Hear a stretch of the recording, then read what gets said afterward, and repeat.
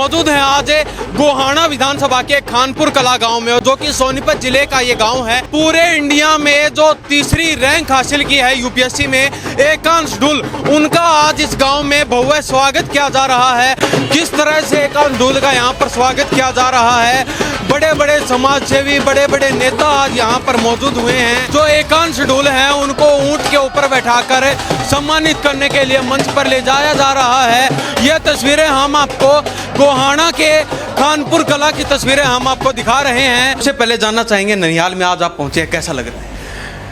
यहाँ आना मेरे लिए बहुत ही खुशी और प्रसन्नता का विषय है। मतलब मैं बहुत ही खुश महसूस कर रहा हूँ और इतना भव्य प्रोग्राम देखकर मुझे ऐसा लगता है कि जितनी भी मेरी इस परीक्षा में मेहनत रही वो सफल हो गई। उसे प्रोग्राम देख के मैं भावुक हुआ और मेरा दिल खुश हो गया और साथ ही मेरे ऊपर एक कर्ज लग गया कि मेरे इस इलाके के लिए मैं आगे कुछ और सेवा में कर पाऊँ। बात करें आपकी परीक्षा की, आपका ये कौन सा अटेम्प्ट? संघ लोक सेवा आयोग की सिविल सर्विसेज परीक्षा का चौथा अटेम्प्ट था और इससे पहले मैं 2 बार पहले भी सिलेक्ट हो चुका था, 2023 और 24 की परीक्षा में, और फिर ये 25 की परीक्षा में मेरा 3 रैंक आया। पहली 2 बारी में मेरा सिलेक्शन तो हो गया था, पर फिर जहाँ अपने को पहुँचना था, जहाँ मेरा मन चाहता था, मैं वहाँ नहीं पहुँच पाया था। इसमें सबसे ज़्यादा हाथ किसका, आपकी सफलता के पीछे आप क्रेडिट किसको देना चाहेंगे? ये मेरे माँ बाप, सबसे बड़ा श्रेय तो उन्हीं को जाता है जिन्होंने ये सपना देखा, मेरे को निरंतर मेरा सपोर्ट किया। थर्ड अटेम्प्ट में अगर आपको वो जो चाहा था वो अगर नहीं मिलता तो क्या आगे के रास्ते बंद हो जाते आपके? जितने अटेम्प्ट मुझे मिले मैं सारे देता अपने सपने को पूरा करने के लिए। जो पंक्ति में अंतिम व्यक्ति है उसकी तरफ आपकी संवेदनाएं फालतू होनी चाहिए और लाइन उल्टी शुरू करेंगे।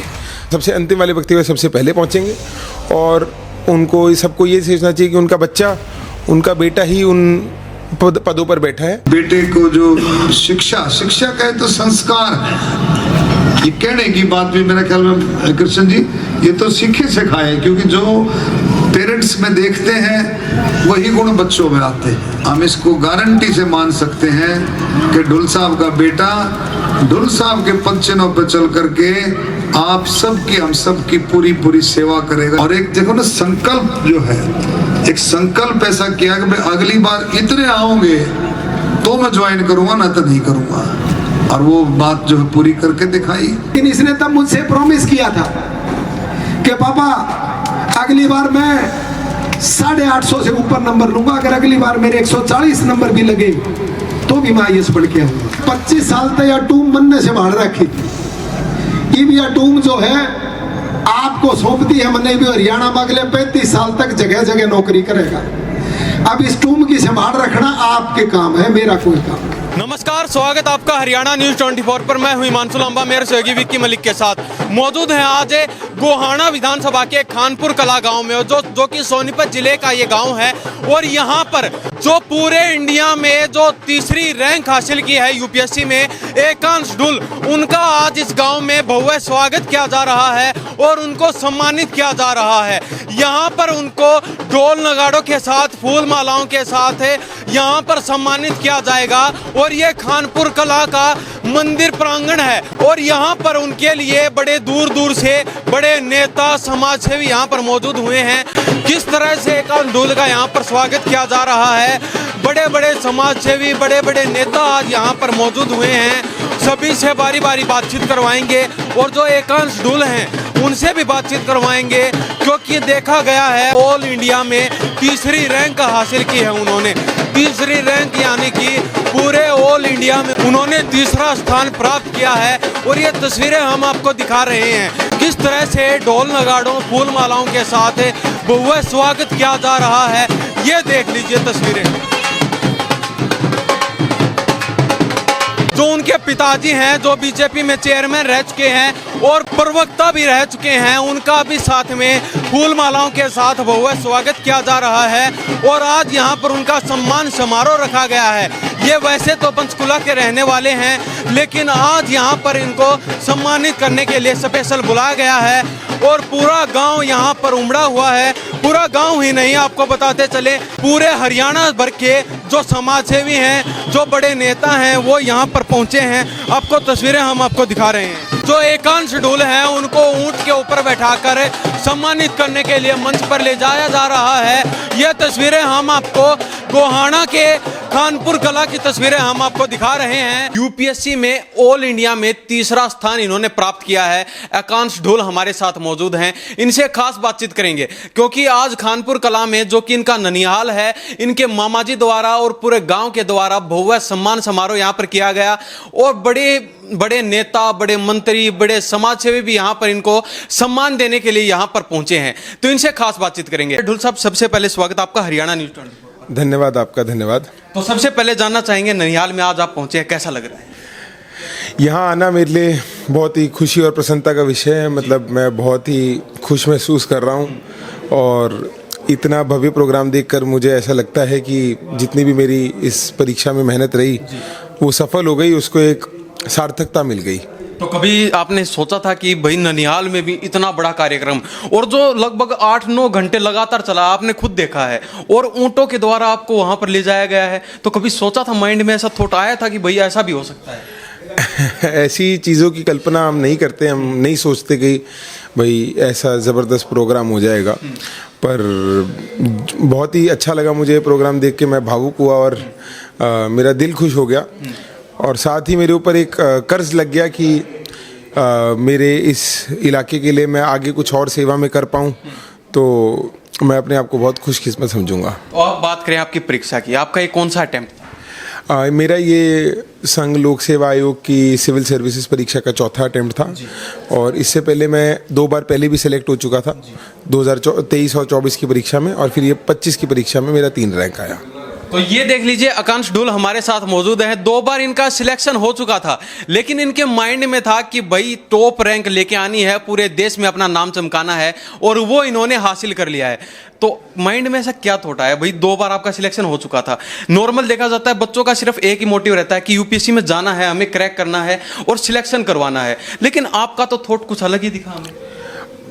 मेरा बचपन से सपना जो है वो प्रशासनिक सेवा यानी कि आईएएस की जो नौकरी है उसके लिए था और ये परीक्षा मैंने उसी के लिए दी थी। पहली 2 बारी में मेरा सिलेक्शन तो हो गया था, पर फिर जहाँ अपने को पहुँचना था, जहाँ मेरा मन चाहता था, मैं वहाँ नहीं पहुँच पाया था।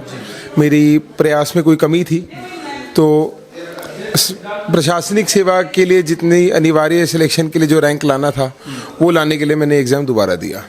तो कैसा लग रहा है? आज पूरे देश भर में आपका 3रा स्थान प्राप्त किया गया है और बड़े बड़े नेता, मंत्री आपको सम्मान देने के लिए पहुंच रहे हैं। बहुत ही खुशी का ये विषय है, मुझे स्वाभाविक तौर पर अच्छा लग रहा है, पर मैं इसको एक जीवन की शुरुआत की तरह देखता हूँ, जहाँ पर मैं उन कुछ चुनिंदा किस्मत वालों में से एक हूँ जिसको ये अवसर मिलेगा कि वो अपने समाज, अपने राज्य, अपने देश के लिए कुछ कर पाएँ। और आज प्रसन्नता है, पर आने वाले जो समय में चुनौतियाँ हैं उसको लेके भी मैं बहुत एक्साइटेड हूँ। आपके पिताजी ने भी चंद शब्दों में कहा था कि भाई मेरे बेटे आकांक्ष ने मेरे से वादा किया था, बिजनेसमैन वादा किया था कि भाई वास्तव में मेरे को करना है और मेरे को ऑल इंडिया में टॉप रैंक हासिल करनी है। क्या ये सच था? पिछले साल जब साक्षात्कार में मेरे नंबर उतने नहीं आए जितने आने चाहिए थे, तो मैंने ये संकल्प लिया था कि इतने नंबर आ जाएं कि साक्षात्कार में जितने भी नंबर आए मेरा सिलेक्शन वहाँ हो जाए जहाँ मैं जाना चाहता हूँ। तो उस सोच के साथ मैंने 2025 में परीक्षा की तैयारी करी थी। ईश्वर के आशीर्वाद से और मेरे माँ बाप के समर्थन से कहीं ना कहीं हम उस लक्ष्य पर पहुँचने में कामयाब हुए। तो इस सभी जो ये आपका चला है प्रकरण, इसमें सबसे ज़्यादा हाथ किसका? आपकी सफलता के पीछे आप क्रेडिट किसको देना चाहेंगे? देखिए, इतनी बड़ी सफलता एक आदमी के बस की बात ही नहीं है। ये मेरे माँ बाप, सबसे बड़ा श्रेय तो उन्हीं को जाता है जिन्होंने ये सपना देखा, मेरे को निरंतर मेरा सपोर्ट किया, मेरे साथ खड़े रहे, मुझे हारने नहीं दिया, टूटने नहीं दिया। मेरी माता जी, जब भी मेरा विश्वास अपने ऊपर टूटता वो हमेशा मेरे साथ एक स्तंभ की तरह खड़ी रहती कि तू डर मत, आगे चल, मैं तेरे साथ हूँ।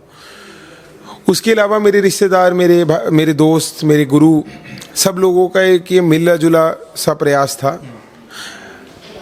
मेरा काम तो इसमें सिर्फ पढ़ाई करना, मेहनत करना था, पर उसके बियॉन्ड जितनी भी सहायता थी, गाइडेंस थी, सपोर्ट थी, भावना, जो मेरी भावनाएं थोड़ी आघात हो जाती थी, जब मैं हार मान लेता था, तो उस पर जो इमोशनल सपोर्ट चाहिए थी वो सब मेरे आसपास वालों ने दी और ये उन सब की जीत है। इसमें मैं तो, मेरा योगदान जितना है उतना उन सब का योगदान है। थर्ड अटेम्प्ट में अगर आपको वो जो चाहा था वो अगर नहीं मिलता तो क्या आगे के रास्ते बंद हो जाते आपके? क्या आगे आप इसकी तैयारी नहीं करते? नहीं, ऐसा नहीं है। इस परीक्षा में 6 मुझको चांस मिले हुए थे, तो मेरा मन बड़ा परिपक्व था कि अगर इस बार नहीं होगा तो मैं 2 बचे हुए अटेम्प्ट दूंगा, तो मैं एक और अटेम्प्ट देता। और विचार बड़ा क्लियर था कि रास्ते कभी बंद नहीं होते। सफलता असफलता बहुत छोटे समय में नहीं बल्कि पूरे जीवन में जज करनी चाहिए। कोई भी ये सफलता ऐसा नहीं है कि इसका मतलब आप जीवन में सफल हो गए। अगर असफल हो गए तो इसका ये मतलब नहीं है कि वो जीवन का अंत है। तो मैं ऐसा ये सब नहीं सोच रहा था, पर जितना समय मुझे जितने अटेम्प्ट मुझे मिले मैं सारे देता अपने सपने को पूरा करने के लिए। आकांक्ष ढोल जी, देखा जाता है आजकल बच्चे 1 अटेम्प्ट देते हैं, 2 अटेम्प्ट देते हैं, 3 अटेम्प्ट देते हैं, उसके बाद में अगर उनका क्लियर नहीं हो पाता है तो फिर वो उस रास्ते को छोड़ देते हैं। तो उन बच्चों को क्या संदेश देना चाहिए? क्योंकि आपने हार नहीं मानी, आपका सिलेक्शन होने के बाद भी जो आपने चाहा वो हासिल नहीं हुआ, तो उसको हासिल करने की जो प्रक्रिया थी उसमें आप जुट गए थे। देखिए, मैंने हार नहीं मानी, पर इसके साथ साथ ये भी सच है कि हर बार जब मैं परीक्षा दे रहा था तो मैं पहले से बेहतर कर रहा था, जिससे मुझे कॉन्फिडेंस हुआ कि मैं दोबारा भी कर सकता हूँ, आगे भी कर सकता हूँ। तो मेरा संदेश बाकी मेरे भाई बहनों को यही रहेगा कि आप अपने आप का मूल्यांकन करिए। अगर आपको लग रहा है कि आपकी निरंतरता से आपको फ़ायदा हो रहा है, आपके नंबर बढ़ रहे हैं, आप आगे बढ़ रहे हैं, तो बार बार ये एग्ज़ाम दें, तो फिर हार ना माने। और अगर आपको लग रहा है कि कई साल बाद भी आपकी मेहनत के बाद भी वो कन्वर्ट होकर आपकी नंबर बढ़ नहीं रहे, तो आप ये मानिए कि ईश्वर ने आपको और बड़ी चीज़ों के लिए रखा है। अगर जल्दी चलते चलते एक छोटा सा क्वेश्चन रहेगा। आज आपका भव्य सम्मान समारोह यहाँ पर किया गया है, तो चलते चलते जो दर्शक देख रहे हैं, आजकल देखा जाता है ट्रेंड बना हुआ है, जो व्हाइट कुर्ता पजामा पहनकर पेन डायरी जेब में डालकर अगर ऑफिस में जाते हैं उनका काम पहले होता है, और जो गरीब व्यक्ति होता है वो पीछे लाइन में लगा ही रह जाता है। तो उनके लिए क्या कहना चाहेंगे आप? देखिए, सरकार, राज्य की सरकार और देश की सरकार राष्ट्र निर्माण में बहुत ही सार्थक कदम उठा रही है। जब मुझे और मेरे जैसे भी बाकी जो मेरे साथ भाई बहन मेरे सर्विस में आएंगे, वो अपना पूरा प्रयास करेंगे कि सरकार की नीतियां आम जनमानस तक पहुँचे। और सरकार का प्रयास है कि वो आखिरी अंतिम पंक्ति में जो खड़ा व्यक्ति है, पंक्ति में अंतिम व्यक्ति जो खड़ा है उस तक पहुँचे। और उसी दिशा में मैं भी कार्य करना चाहूँगा। सरकार को लोगों के नज़दीक लेके जाना चाहूँगा और उनके दिल तक सरकार का जो भी उनके दिल तक सरकार के अच्छे कर्मों को उनके वहाँ तक लेकर जाऊँगा, और वो जो सरकार और नागरिक के बीच का जो गैप है उसको हम ख़त्म करेंगे। तो जनता से वादा करना चाहेंगे, जो लास्ट लाइन में पीछे खड़े हैं, जो सिफारिश नहीं बल्कि अपना काम करवाने के लिए यहाँ पर आए हैं, अपना काम छोटा सा करवाने के लिए आए हैं, उनका काम सबसे पहले आप करेंगे? बिल्कुल। हमारे मुख्यमंत्री जी के विजन के अनुसार जो जैसे भी हमको जो दिशाएं मिलेंगी वो करेंगे। और उनका बड़ा स्पष्ट कहना है कि जो पंक्ति में अंतिम व्यक्ति है उसकी तरफ आपकी संवेदनाएं फालतू होनी चाहिए और लाइन उल्टी शुरू करेंगे।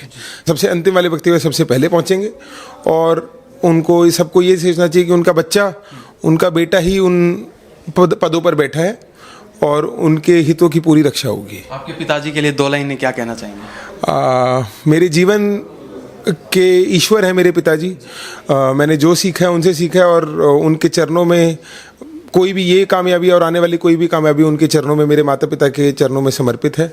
और उनकी मूरत को सलाम करते हुए ही, उनकी हिम्मत और उनके जीवन कथा को सलाम करते हुए ही मैंने अपना बचपन और अपनी जवानी जी है, और मैं आगे वाला जीवन भी उन दोनों के आदर्शों पर ही जीना चाहूँगा। आपका बहुत बहुत शुक्रिया। धन्यवाद जी। तो आपका परिचय दे दीजिए। मैं नवीन मलिक, ये अपना गोवाना से, वैसे मेरा गांव खानपुरी है, वैसे रहते हम न्यात हैं।